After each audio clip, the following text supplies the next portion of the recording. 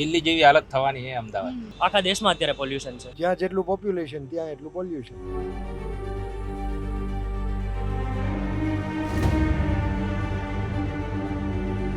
અચ્છા, અમદાવાદનું અત્યારનું ખબર છે કે કેટલું છે પોલ્યુશન, એક્યુઆઈ કેટલું?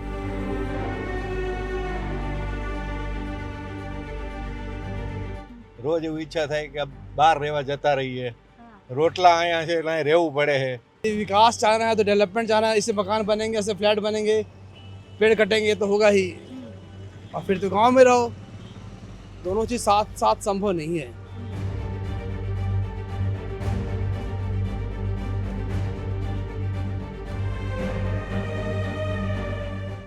મીડિયાના ચર્ચાના કેન્દ્રમાં નથી હોતું એટલે ચર્ચા નથી હોતી. નથી થતી, સ્વાભાવિક છે, તમારો જ દોષ છે એમાં.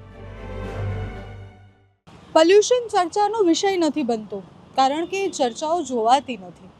પણ તમે જુઓ કે ન જુઓ, આ અમારો એક પ્રામાણિક પ્રયાસ છે આપણી શુદ્ધ હવાના અધિકાર માટે. શું નામ છે તમારું? मोमिता. અને શું લાગે છે કે દેશના કયા શહેરની સમસ્યા પોલ્યુશન છે? पॉल्यूशन जहाँ तक मुझे पता है दिल्ली. દિલ્હી. यस. अहमदाबाद की स्थिति क्या है? नहीं, आजकल तो पोल्यूटेड ही लगता है. પોલ્યુશન અત્યારે ઓવરઓલ આખા ઇન્ડિયાની સમસ્યા છે. અને એવું કંઈ આમાં એવું નથી કે આ સિટીમાં છે આ સિટીમાં નથી, એવું તો એકેયમાં ક્યાંય છે નહીં. આખા દેશમાં અત્યારે પોલ્યુશન છે. અત્યારે મતલબ દેશની અંદર દિલ્હીમાં વધારે સમસ્યા છે અને હવે બીજા નંબરે કદાચ અમદાવાદ આવી શકે છે. અને દિલ્હી કેમ? તમે ત્યાં ગયા છો, ફીલ ગયો નથી પણ દિલ્હીનું જે રીતે સાંભળ્યું છે એ હિસાબે હું કહી રહ્યો છું. ક્યાં સાંભળ્યું છે? ન્યૂઝમાં સાંભળ્યું છે, બધાના મતલબ મારા 2-3 કલીગ્સ છે એ લોકો દિલ્હીથી છે, હું જે જોબ કરું છું ત્યાં. એ રીતે દરેક શહેરની સમસ્યા સૌથી વધુ તો દિલ્હી છે. દિલ્હી છે. અને કેમ લાગે છે દિલ્હી છે? દિલ્હી તો વર્ષોથી સમસ્યા છે, મોટું છે, કન્જેક્ટેડ છે, તમે એટલે ત્યાં ગયા છો દિલ્હી મેં ક્યારેય નથી જોયું. તો તમને કેવી રીતના ખબર કે ત્યાં વધારે છાપામાં, મીડિયાથી, તમારા લોકો પાસેથી જાણ્યું છે. બધા સિટીમાં છે, કોઈનું વધુ ઘટતું નથી. હમ. જ્યાં જેટલું પોપ્યુલેશન ત્યાં એટલું પોલ્યુશન. पॉल्यूशन तो हर एक सिटी में है, हर एक महानगर में प्रॉब्लम है इसकी. तो हर जगह पेड़ कट रहे हैं, पॉल्यूशन बढ़ रहा है, गाड़ी मोटर ज़्यादा हो गई है तो है ही. આ કેવી રીતના મપાતું હશે એમ કે પ્રદૂષણ હવાનું? નોર્મલી મતલબ જેટલું વ્હીકલનું પ્રદૂષણ હોય, કારખાનાનું પ્રદૂષણ હોય, એ રીતે બધું મપાતું હોય. એવું નહીં, માપે કેવી રીતના એમ કે વધારે છે ઓછું છે? એવું તો માપવાનું તો આઈડિયા નહીં. એક્યુઆઈ સાંભળ્યું હશે તમે? નો, એક્યુઆઈ ના નથી સાંભળ્યું. નથી સાંભળ્યું. एयर पोल्यूशन कैसे नापते हैं? नहीं, कोई पेरीमीटर होगा शायद, कुछ होगा. एक्यूआई शब्द सुना है? Sorry, AQI AQI. हाँ. नहीं, નહીં સુના है. मैंने नहीं सुना है. અમદાવાદમાં શું સ્થિતિ છે? ઇક્વલ જ છે, જેટલે બધા શહેરોમાં છે એટલું જ લાગે છે. અચ્છા, ખબર છે કે કેવી રીતના મપાય કે કેવી રીતના ખબર પડે કે વધારે છે પોલ્યુશન? ના, અચ્છા, અમદાવાદનું અત્યારનું ખબર છે કે કેટલું છે પોલ્યુશન, એક્યુઆઈ કેટલું છે? ફોનમાં ચેક કરવું પડે, આઈડિયા નથી. ચેક કરો તો 152. 152. એમાં શું લખેલું છે? આ હેલ્ધી હવા છે, અનહેલ્ધી. અનહેલ્ધી છે. હેલ્ધીના પ્રમાણ કયા છે જુઓ તો એમાં નીચે છે કેટલું ગુડ એર છે. 0 થી 50 good, 50 to 100 moderate, and 100 to 150 poor. આપણે ક્યાં છીએ અત્યારે? અનહેલ્ધી. અનહેલ્ધી. મારી ગાડીમાં તો 61 બતાવે છે પણ કાચ ખોલું ત્યારે 146 જેવું થઈ જાય. 146 થઈ જાય છે. નોર્મલ એક્યુઆઈ કેટલું હોય એ ખ્યાલ છે? નોર્મલ 90 ની નીચે, 70 થી 90 ની નીચે રહેવું જોઈએ. અમદાવાદની ચર્ચા થાય પોલ્યુશનમાં? થાય છે. થાય છે. અહીંયા કેવું લાગે છે અહીં વાતાવરણ? પોલ્યુશન વધ્યું છે, બહુ ટ્રાફિક સમસ્યા વધી છે. રોજ એવું ઈચ્છા થાય કે બહાર રહેવા જતા રહીએ, હા. રોટલા અહીંયા છે એટલે અહીં રહેવું પડે છે. કામ મને બસ આવું છે બેન.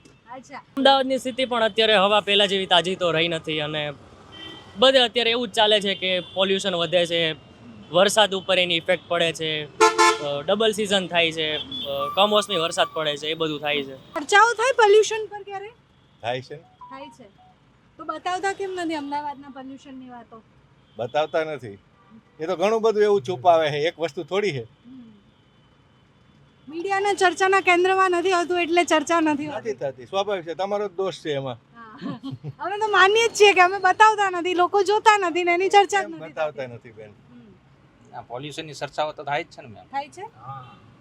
બધે ભાઈબંધ દોસ્તારો બેઠા હોય તો થાય જ છે. ભાઈબંધ દોસ્તારો બેઠા હોય ને ત્યારે પોલ્યુશનની વાત તો થાય જ છે. દિલ્હી જેવી હાલત થવાની છે અમદાવાદ. તો અત્યારે શું કહેવાય કે ગુજરાતની અંદર તો મતલબ બધી જગ્યાએથી બધા લોકો આવે છે રહી છે અને પબ્લિક જેમ જેમ વધવાની એમ પોલ્યુશન વધવાનું જ છે. તમે કોઈ પણ સ્ટેટમાં જાઓ, તમે જ્યાં પણ જશો ત્યાં પોલ્યુશન વધતું જ રહેવાનું છે. જેટલા તમે ઝાડવાને બધું કોઈ મતલબ અત્યારે કેવું છે કે નોર્મલી રોડ ને બધું મોટા થઈ રહ્યા છે, તો એટલે જ્યાં બી ઝાડ ને બધું હશે, વૃક્ષો ને બધું હોય એ બધું કટિંગમાં જ આવે છે એમ, એ રીતે છે. હવે જે સુધી એ લોકો આવશે નહીં ત્યાં સુધી મતલબ પોલ્યુશન તો વધતું જ રહેવાનું છે નોર્મલી એમ, એ રીતે. यदि विकास चाहना है तो डेवलपमेंट चाहना है, इससे मकान बनेंगे, ऐसे फ्लैट बनेंगे, पेड़ कटेंगे तो होगा ही, और फिर तो गांव में रहो. दोनों चीज़ साथ साथ संभव नहीं है. इंसान की ज़रूरत क्या है अभी? नहीं, अब दोनों में सामंजस्य रखना पड़ेगा. विकास को भी लेना पड़ेगा और भविष्य के लिए अगर ध्यान रखना है तो पोल्यूशन की चिंता करनी पड़ेगी. दोनों के लिए होगा ना. વધી રહી છે ને, આ તો વૈશ્વિક સમસ્યા થવાની જ છે. બહુ ભયંકર પરિણામો. 1500 વર્ષ છે સજીવ સૃષ્ટિ મારા મતે. 10 લાખ વર્ષથી આપણે છીએ હોમો સેપિયન્સ, પણ હવે 1500 વર્ષ છીએ એવું મારું માનવું છે. આગળ નથી, આગળ આપણું કોઈ ભવિષ્ય નથી, અને આપણા લીધે જ નથી. કમસે કમ આપણા લીધે જ નથી, આપણે જ આપણો સર્વનાશ કરશું. અમદાવાદમાં વધતા જતા પ્રદૂષણના અનેક કારણો છે, પણ એમાં મેજર કોન્ટ્રીબ્યુશન એ સતત ચાલતું કન્સ્ટ્રક્શન છે. જે આપણે હવાનું પ્રદૂષણ માપવા માટે કહીએ છીએ કે PM 2.5, PM 10 એ હવામાંના નાના ધૂળકણ છે, જે સૌથી વધારે સતત બનતી બિલ્ડિંગો, રસ્તા અને બીજા બાંધકામમાંથી હવામાં ભળે છે. એને કંટ્રોલ કરવા માટે ઘણી બધી ગાઈડલાઇન છે. બિલ્ડિંગ કે પછી કન્સ્ટ્રક્શન ચાલતું હોય એને કવર કરવું કે પછી સતત પાણીનો છંટકાવ કરવો, જેનાથી એ ધૂળ બેસી જાય અને હવામાં ન ફેલાય. કમનસીબે એ કશું જ ફોલો નથી થતું.